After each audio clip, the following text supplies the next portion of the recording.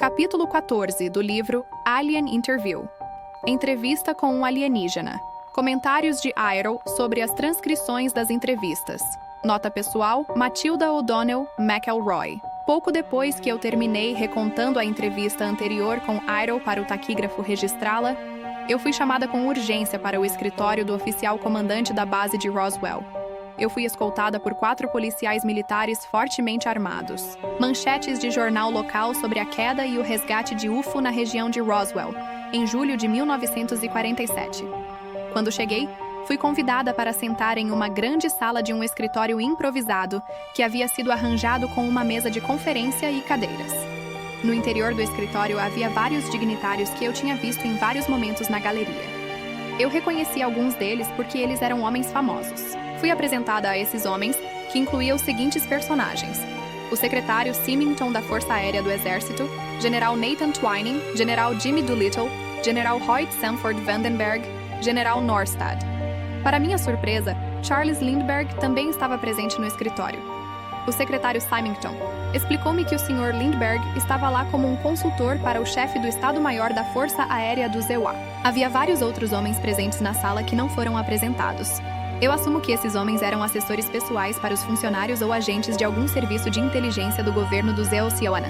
Toda esta súbita atenção, não só do secretário de Estado e dos generais, mas de tais pessoas, mundialmente famosas como o Sr. Lindbergh e o General Doolittle, me fez perceber como extremamente importante era o meu papel como uma intérprete para a comunicação com a extraterrestre Airo, como pode ser visto através dos olhos dos outros.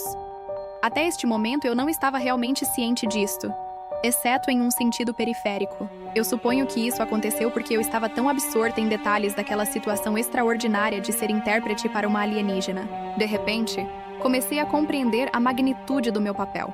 Eu acho que a presença destes homens nessa reunião destinava-se, em parte, para me impressionar com este fato.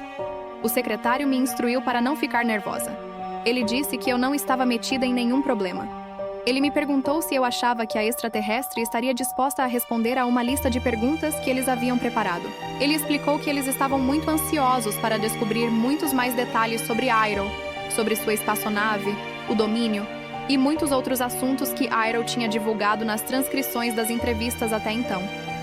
Claro, eles estavam interessados principalmente em questões relacionadas com a segurança militar e informações para a construção do disco voador alienígena. Eu disse a eles que eu estava muito certa de que Airo não tinha mudado de ideia sobre responder perguntas, assim como nada havia mudado que poderia causar-lhe para confiar nas intenções dos homens presentes na galeria.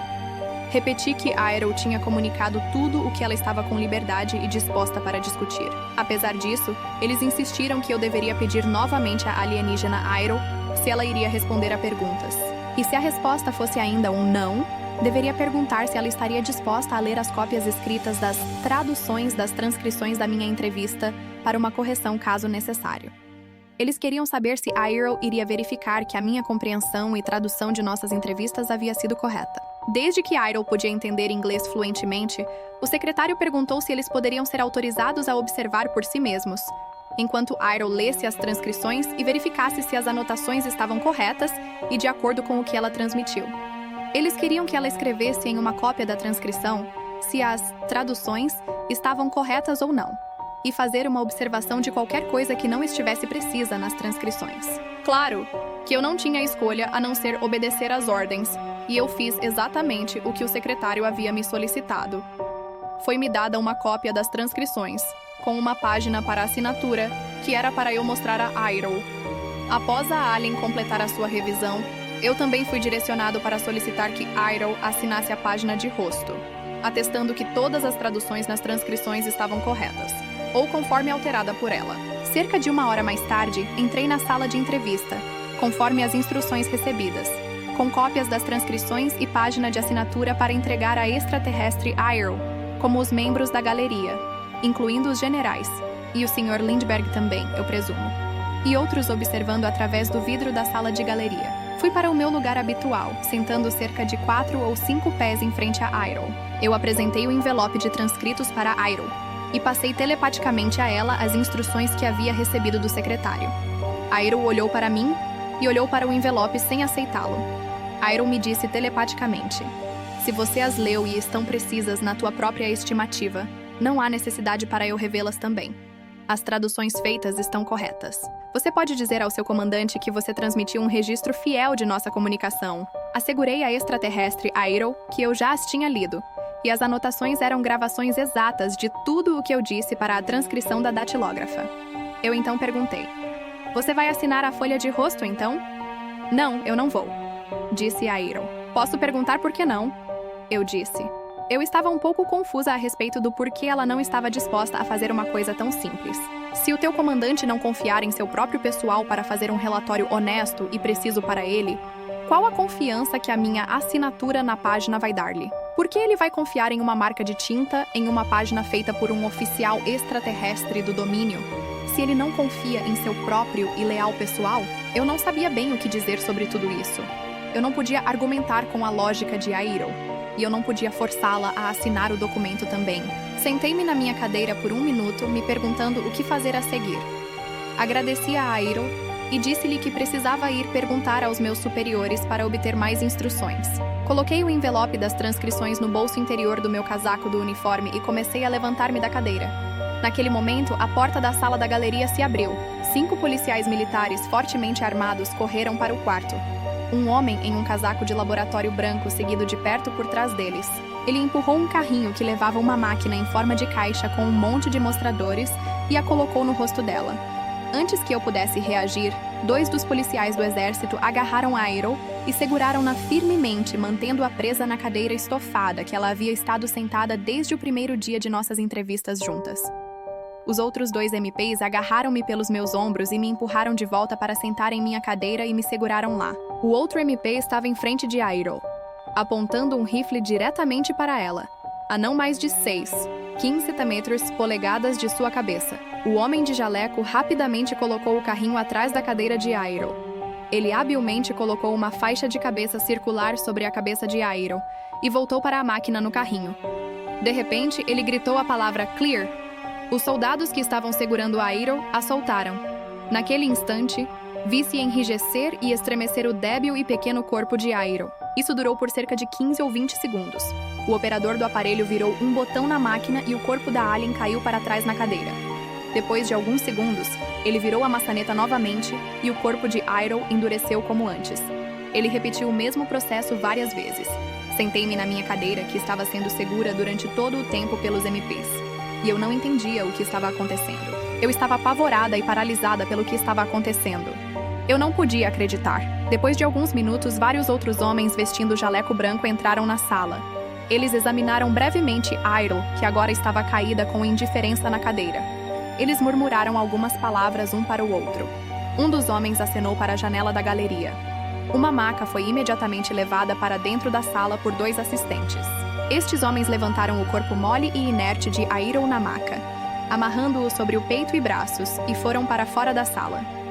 Eu fui imediatamente escoltada para fora da sala de entrevista com os MPs, polícia do exército, e levada diretamente aos meus aposentos, onde eu permaneci trancada no meu quarto com a MPs permanecendo em guarda fora da porta. Após cerca de meia hora, houve uma batida na porta do meu quarto. Quando eu a abri, o General Twining entrou, em conjunto com o operador da máquina de jaleco branco.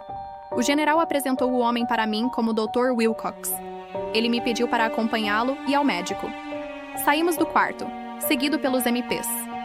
Depois de várias voltas e mais voltas através do complexo militar, entramos em uma pequena sala onde Airo tinha sido levada pela maca. O general me disse que Airo e o domínio foram considerados como uma grande ameaça militar para os Estados Unidos. Airo tinha sido imobilizada para que ela não pudesse partir e voltar para sua base no cinturão de asteroides, como ela mesma disse que iria fazer na entrevista anterior.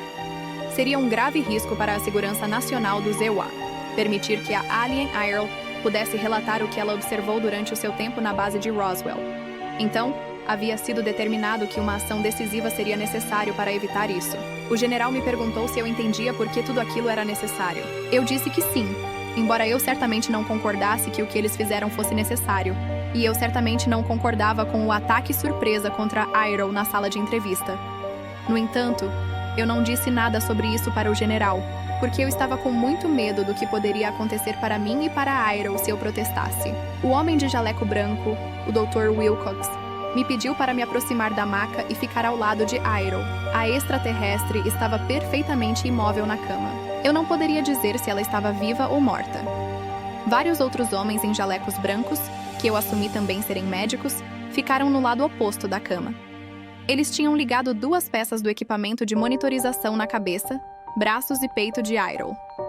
Um desses dispositivos que reconheci da minha formação como enfermeira cirúrgica como uma máquina de EEG, eletroencefalograma, que é usado para detectar a atividade elétrica no cérebro. O outro dispositivo era de um quarto de hospital normal, um monitor de sinais vitais, o que eu sabia que seria inútil, já que a extraterrestre Airo não tinha um corpo biológico como o nosso.